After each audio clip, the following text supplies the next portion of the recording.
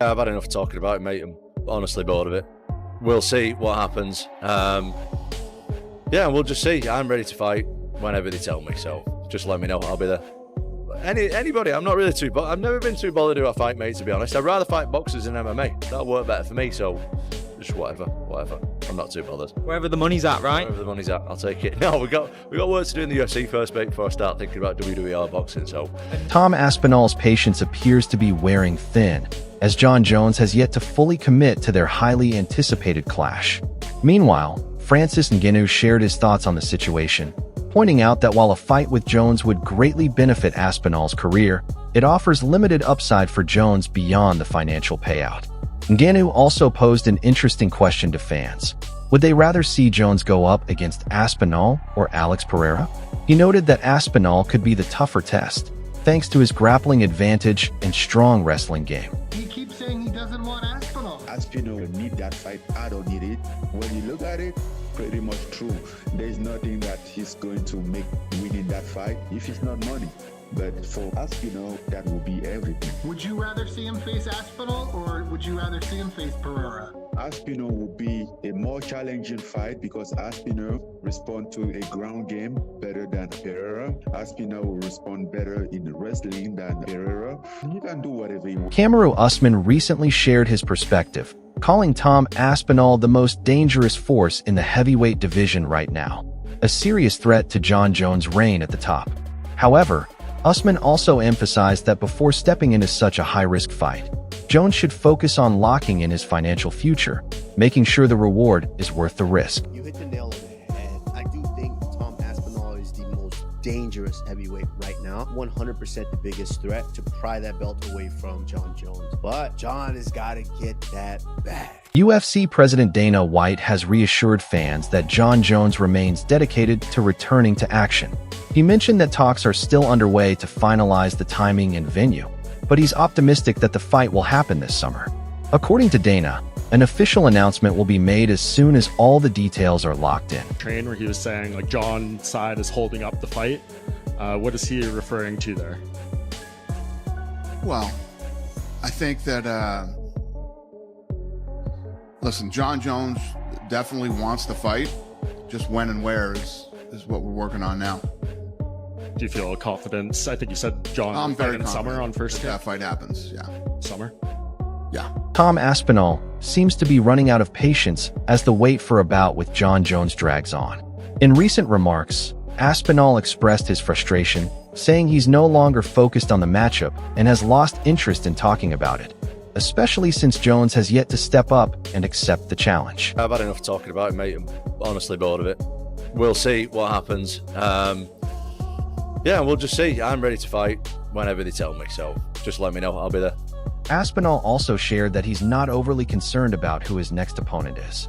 However, he did mention a preference for facing boxers within MMA, as he feels their style matches up well with his own. While his main focus remains on competing in the UFC, he's open to exploring other opportunities, especially if the financial incentive is right. Anybody, I'm not really too, but I've never been too bothered who I fight, mate, to be honest. I'd rather fight boxers than MMA. That'll work better for me, so just whatever.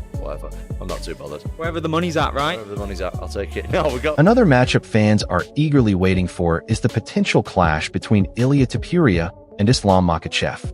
Curtis Blades weighed in on the matchup, stating that while taking Topuria down won't be easy, Islam will stay persistent. If he manages to secure the takedown, Blades believes Makhachev will likely maintain control and grind out a decision win through his dominant grappling. Islam takes him down. It won't be easy to get the takedown, but he will be constantly looking for the takedown. Once he gets it, he'll probably just squeeze him and smush him, and it'll be a decision victory. Coach Eddie Cha expressed his admiration for Ilia Topuria, calling him one of the most exciting fighters to watch because of his precise distance management and striking technique. He highlighted Ilia's strong grappling roots from his time in Brave CF, where he often dominated with takedowns.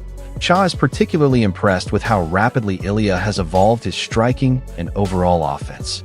However, he did raise concerns about the size disparity and potential grappling exchanges in a fight against Islam Makhachev, ultimately leaning toward Islam as the favorite in that matchup. Yeah, people probably think I'm crazy, but I think that Ilya get it done. Okay. He's one of my favorite guys to watch right now. His distance game. I mean, if you've seen him when he was like 6 or 7-0 at Brave before the UFC, he would just take guys down and just grapple.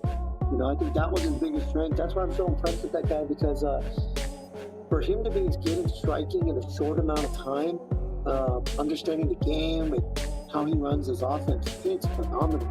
So the size factor is my biggest concern, and I think the grappling, we'll see what happens, but I like Ilya. Joshua Van shared his thoughts on the potential clash, acknowledging that Islam Makhachev is a tough opponent for anyone. However, he admitted he's leaning toward Ilia Topuria, largely because of their shared striking background. As a fellow striker, Van said he relates more to Ilya's fighting style, which is why he's backing him in the matchup. But Islam is hard to beat, you know what I mean? But I'll go with Ilya just because he's a striker like myself, you know what I mean? So, yeah, let's go with Ilya. Austin Vanderford weighed in on the conversation, pointing out how difficult it is to bet against fighters from Dagestan, especially someone like Islam Makhachev, who many consider one of the best pound-for-pound athletes in the game. Still, Vanderford believes Ilia Topuria brings something unique to the table. He praised Ilya's sharp boxing and solid wrestling foundation, also referencing a recent stat that shows Ilya rarely throws head or body kicks in his UFC bouts. According to Vanderford, Ilya's striking is deliberate, accurate, and highly effective. Man, it's always tough to go against the Dagestanis, especially when we're talking about, you know, pound for pound, one or two best fighter in the world. So, but Ilia Topuria is something special. His boxing, his wrestling.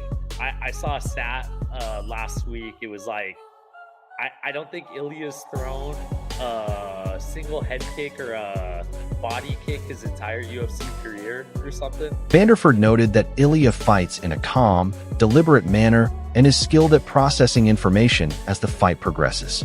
He emphasized that a single moment is all it takes for Ilya to capitalize and shift the momentum. Despite the tough challenge, Vanderford is taking a chance and choosing Ilya in this matchup.